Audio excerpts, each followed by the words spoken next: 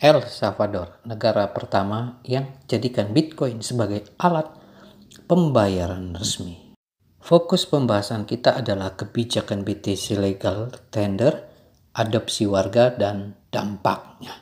Oke, kita akan jelaskan secara bertahap. Saat negara-negara besar masih sibuk meributkan regulasi, sebuah negara kecil di Amerika Tengah melakukan gebrakan yang mengejutkan dunia. El Salvador menjadikan Bitcoin sebagai alat pembayaran yang sah. Apakah ini langkah jenius atau perjudian berisiko tinggi? Latar belakang kebijakan BTC legal tender. September 2021, Presiden El Salvador, Nayib Bukele, umumkan Bitcoin legal tender di El Salvador. Alasan utama, 70% warga tidak punya akses ke bank. Negara bergantung besar pada remitansi dari luar negeri, lebih dari 20% PDB. Transaksi kripto bisa memotong biaya pengiriman uang. Hukum Bitcoin diberlakukan bersamaan dengan peluncuran dompet digital Kivo Wallet. Respon warga dan dunia internasional. Respon warga lokal, sebagian antusias, terutama yang menerima remitansi, sebagian lagi skeptis karena belum paham teknologi. Banyak yang coba-coba karena ada intensif 30 BTC dari pemerintah. Respon internasional, IMF dan World Bank menentang. Investor global memperhatikan, sebagian khawatir. Komunitas kripto dunia memberi dukungan penuh. Lalu implementasi nyata di lapangan. Bitcoin bisa digunakan di restoran cepat saji seperti McDonald dan Starbucks. Pemerintah membangun ATM Bitcoin. Pariwisata kripto meningkat, termasuk Bitcoin Beach di El Zonte. Infrastruktur dompet digital negara sempat mengalami gangguan teknis. Dampak ekonomi dan sosial. Dampak positif, peningkatan literasi keuangan digital. Warga bisa simpan aset dalam bentuk BTC. Remitansi masuk jadi lebih cepat dan murah. Negara jadi sorotan dunia. Dorong sektor wisata dan startup.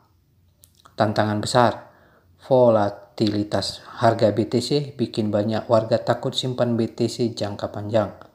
Transparansi penggunaan dana publik untuk beli BTC masih dipertanyakan.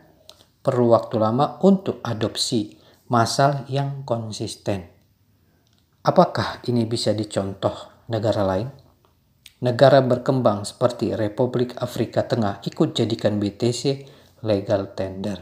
Argentina, Venezuela, dan Nigeria, warga makin banyak pakai kripto karena inflasi ekstrem. Tapi belum ada negara besar yang berani ikuti langkah El Salvador. Langkah ini memang revolusioner, tapi juga penuh resiko. Dibutuhkan pemimpin yang berani, rakyat yang mau belajar, dan sistem yang siap berubah. El Salvador membuka jalan yang belum pernah dilewati negara lain. Mereka tidak hanya menggunakan Bitcoin, mereka menjadikan Bitcoin sebagai bagian dari identitas nasional mereka. Tapi langkah besar selalu butuh tanggung jawab besar. Teknologi bukan segalanya. Kalau masyarakat belum siap, resikonya nyata. Maka pelajaran jelas. Kamu bisa adopsi kripto, tapi jangan lupakan edukasi dan kesadaran. Kita akan jelaskan makna kalimat tersebut. El Salvador membuka jalan yang belum pernah dilewati negara lain. Artinya, El Salvador mengambil langkah berani dan unik, menjadikan Bitcoin sebagai alat pembayaran sah. Legal tender, ini belum pernah dilakukan negara manapun sebelumnya. Mereka bukan sekedar mengizinkan penggunaan kripto, tapi menjadikannya bagian dari sistem ekonomi formal berdampingan dengan dolar Amerika Serikat. Mereka tidak hanya menggunakan Bitcoin, mereka menjadikan Bitcoin sebagian-bagian dari identitas nasional mereka. Bukan cuma soal teknologi atau transaksi, Bitcoin diangkat menjadi simbol nasionalisme dan keberanian ekonomi. Presiden Bukele memakai citra Bitcoin sebagai cara El Salvador melepaskan ketergantungan dari sistem keuangan global, khususnya dominasi dolar dan lembaga seperti IMF. Ini semacam perlawanan elegan, bahwa negara kecil pun bisa memilih sistem finansialnya sendiri. Tapi langkah besar selalu butuh tanggung jawab besar.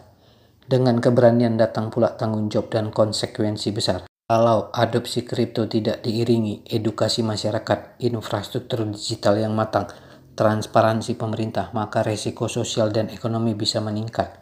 Masyarakat bisa kehilangan uang karena volatilitas, bingung atau salah paham, kehilangan kepercayaan pada pemerintah. Teknologi bukan segalanya kalau masyarakat belum siap, resiko nyata. Teknologi tidak bisa menggantikan kesiapan mental, budaya, dan ekonomi rakyat. Kalau kripto dipaksakan ke masyarakat yang belum melek digital, hasilnya justru bisa menimbulkan trauma finansial, bukan kemerdekaan finansial. Kesimpulan akhir, kamu bisa adopsi kripto tapi jangan lupakan edukasi dan kesadaran. Artinya, kripto bisa jadi alat kebebasan dan perlindungan nilai, tapi harus digunakan dengan sadar, tahu risiko, dan paham cara kerjanya. Jangan ikuti tren hanya karena takut ketinggalan FOMO.